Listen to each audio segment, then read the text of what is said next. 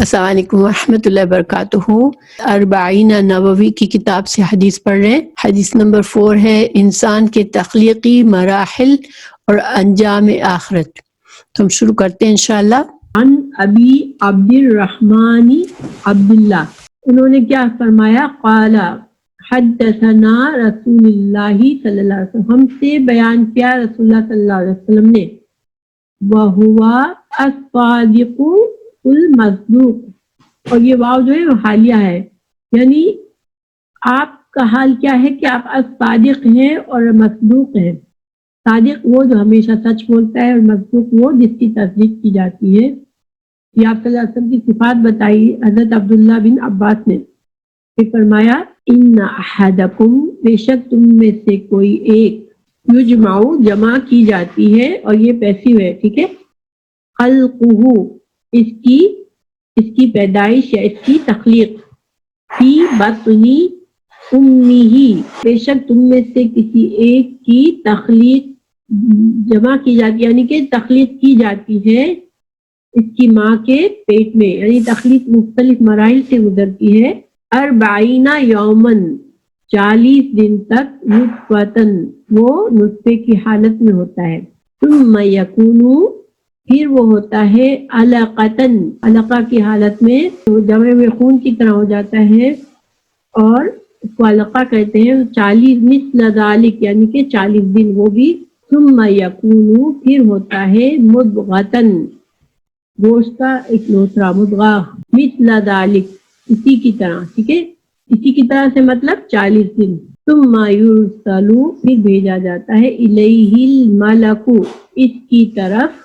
ایک فرشتہ، فینفخ، تو وہ پھونکتا ہے، نفخہ سے مطلب ہوتا ہے پھونکنا، فیہ، اس میں، اس گوشت کے لوتھڑے میں، روح پھونک دیتا ہے، یعنی 3 ڈفرینٹ اسٹیجز کے بعد بچہ جو ہے وہ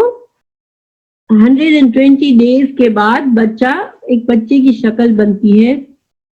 تو پھر ایک فرشتہ آتا ہے ماں کے رحم میں اور اس کے اندر روح پھونکتا ہے، پھر اس فرشتے کو حکم دیا جاتا ہے، وَيُؤْمَرُ، فرشتے کو حکم دیا جاتا ہے، بِأَرْبَعِ کلمات، 4 باتوں کا۔ جب فرشتہ روح پھونکتا ہے تو اس وقت فرشتے کو 4 باتوں کا حکم دیا جاتا ہے، اس انسان کا رزق لکھنا، وَأَجَلِهِ، اجل کہتے ہیں ایک مخصوص مدت، یعنی کہ اس کی عمر، ٹھیک ہے، وہ مدت جس میں وہ زندہ رہے گا وہ شخص، وَعَمَلِهِ، اور اس کا عمل کہ وہ اپنی زندگی میں کیا اعمال کرے گا،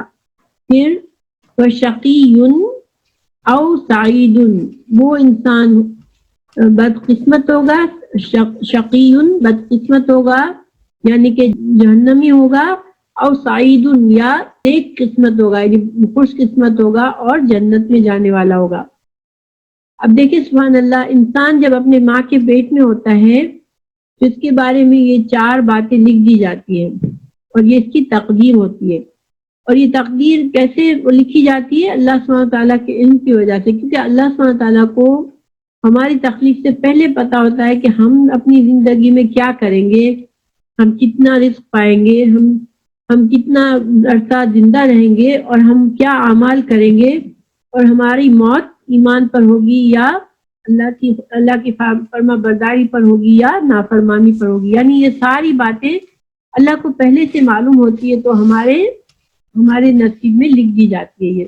اور اسی لیے ماں کو اس زمانے میں بہت دعا کرنی چاہیے، جب پریگننٹ ہوتی ہے ماں تو اس کو نیک اولاد کی بہت دعا کرنی چاہیے، اس لیے کہ ماں کی دعا جو ہے وہ بچے کے لیے قبول کی جاتی ہے۔ اس کا مطلب یہ ہے کہ اس کا انجام کیا ہوگا، خوش قسمتی ہوگی یا بد قسمتی، جنت میں جائے گا یا جہنم میں جائے گا۔ فواللہ، اور اللہ کی قسم، الذی لا الہ غیرہ، ان احدکم، بے شک تم میں سے کوئی ایک، یعمل، عمل کرتا رہتا ہے، بعمل اہل جنہ، ایک اہل جنہ کے عمل کرتا رہتا ہے، لیکن یعنی ایک انسان جو ہے اللہ نے اس کو ہدایت دی ہوتی ہے، وہ نیک اعمال کر رہا ہوتا ہے، اور وہ اعمال ہوتے ہیں جو اس کو جنت میں لے جانے والے اعمال ہوتے ہیں، لیکن پھر کیا ہوتا ہے، حتی ما یکون، اور اس کے نہیں ہوتا بینہ اس کے درمیان و بینہا اس کے اور اس کے جنت میں جانے کے درمیان الا ذراع ایک ہاتھ کا فاصلہ. کا کیا مطلب ہے کہ ایک انسان ساری زندگی تو اچھے اعمال کرتے رہا لیکن آخری عمر میں وہ گمراہ ہو گیا اور وہ بھٹک گیا اور وہ اللہ کی نافرمانی کے کام کرنے لگتا ہے. ٹھیک ہے, یعنی یہ ایکسٹریم مثال ہمیں دی گئی ہے کہ انسان ایک طرح سے ہمارے سبق اس میں دیا گیا ہے کہ انسان کبھی بھی یہ نہ سوچے کہ میں نے انف نیک کام کر لیے تو اب میں جنتی ہو گیا. ٹھیک ہے, ہمیں آخر دم تک اپنی کوشش کرتے رہنا ہے کہ ہم نیک اعمال کریں, کیونکہ انسان کو یہاں یہ بات سمجھائی جا رہی ہے کہ اگر ساری عمر بھی اچھا رہ کر آخر میں اتنا بڑا نافرمانی کا کام کر لیا کہ وہ جہنم میں لے جانے والا کام ہوگا تو وہ پھر انسان جہنم میں جائے گا. تو یہاں پر یہ بتایا جا رہا ہے کہ انسان کو فکر کیا کرنی چاہیے کہ مرتے دم تک میں ایمان پر رہوں اور مرتے دم تک اپنے اعمال پر نظر رکھوں. ٹھیک ہے, یہ سبق ہے اس میں. پھر فیسبقوا پھر سبقت لے جاتا ہے علیہ الکتاب اس پر لکھی ہوئی بات فیعمل بعمل اہل النار تو وہ عمل کرتا ہے اہل نار کا اور یدخلوها یہاں تک کہ وہ جہنم میں داخل ہو جاتا ہے. ان احدکم لیعمل بعمل اہل النار اور بے شک تم میں سے ایک عمل کرتا ہے جہنم میں جانے والے اعمال کرتا رہتا ہے حتی ما یکون بینہ وبینہا الا ذراع یہاں تک کہ اس کے اور اس کے درمیان ایک ہاتھ کا فاصلہ رہ جاتا ہے, یعنی اس کے اور جہنم کے درمیان. ٹھیک ہے, فَيَسْبِقُ عَلَيْهِ الْكِتَابِ تو پھر اس پر اس کی لکھی ہوئی بات سبقت لی جاتی ہے فَيَعْمَلُ بِعَمَلِ أَهْلِ الْجَنَّةِ اور وہ اہل جنت میں جانے والے کام کرنے لگتا ہے اور يَدْخُلُهَا اور وہ اس میں داخل ہو جاتا ہے. اس کا یہ مطلب نہیں ہے کہ انسان جو ہے کچھ بھی کرے وہ اس کے تقدیر کی وجہ سے وہ جہنم میں جائے گا یا جنت میں جائے گا, یہ مطلب نہیں ہے. ٹھیک ہے, اس میں کیا اس حدیث میں بہت سے سبق ہیں ہمارے لیے. پہلی بات, انسان کی تخلیق کے بارے میں ہمیں پتہ چلتا ہے کہ نطفے سے ہوتی ہے انسان کی تخلیق. حضرت آدم علیہ السلام کو اللہ نے مٹی سے بنایا تھا لیکن اس کی نسل جو ہے وہ ماں باپ کے نطفے سے بنتی ہے اور ماں کے پیٹ میں وہ درجہ بدرجہ بنتا ہے. بچہ جو ہے وہ آہستہ آہستہ مختلف مراحل سے اللہ تعالیٰ اس کو بڑھاتے ہیں. تو اس میں ہمارے لیے کیا سبق ہے کہ جو خالق کائنات صرف کن کہہ دے اور کلمہ کن سے ہر چیز بنا سکتا ہے, اس نے انسان کو اتنے اہتمام سے درجہ بدرجہ ماں کے پیٹ میں اس کو نشو و نما دی اور انسان کی اس میں عظمت اور انسان کی اہمیت ہے. انسان کچھ بھی نہیں تھا اور ایک طرف انسان کے لیے عبرت بھی ہے کہ انسان بڑا ہو کے اتنا تکبر کرتا ہے, اپنے آپ کو بڑا سمجھتا ہے, لیکن وہ کیا تھا, کچھ بھی نہیں تھا. ایک حقیر پانی کی بوند سے اس کا وجود بنا ہے. تو انسان کو ہمیشہ یہ یاد رکھنا چاہیے. قرآن میں ہمیں بتایا جا رہا ہے کہ سورہ الطارق میں فَيَنظُرِ الْإِنسَانُ مِمَّا خُلِقَ مِن مَّاءٍ دَافِقٍ انسان اپنی نظر ڈالے, اپنی سوچے کہ وہ کس چیز سے بنا ہوا ہے. وہ ایک پانی کے ایک قطرے سے بنا ہوا ہے. ٹھیک ہے, ڈراپ پانی کے گرنے سے بنا ہے. تو انسان جو ہے یہ ایک طرح سے انسان میں اس کو اپنے آپ کو بڑا سمجھنے سے بھی روکے, یہ سمجھے کہ میں جو ہوں وہ میری تخلیق سے کچھ بھی نہیں تھی, ایک پانی کے قطرے سے بنی ہے. دوسرا, انسان یہ سوچے کہ جس اللہ نے مجھے کچھ بھی نہیں تھا اور ایک پانی کی بوند سے میرا پورا وجود بنایا, وہ اللہ مجھے مرنے کے بعد بھی اٹھا سکتا ہے. یہ سارے سبق اس میں ہے. پھر دوسری بات, انسان کا رزق اللہ تعالیٰ ماں کے پیٹ میں جب بچہ ہوتا ہے جب لکھ دیتا ہے. اس سے ہمیں کیا پتہ چلا کہ انسان کو اللہ پر بھروسہ کرنا چاہیے کہ اللہ تعالیٰ نے اسے پیدا کیا ہے, اسے رزق دے گا, اس کا رزق لکھا ہوا ہے, جو مقرر رزق اس کا ہے وہ اس کو مل کے رہے گا. تو انسان حرام طریقوں سے رزق حاصل کرنے کی کوشش سے بچے,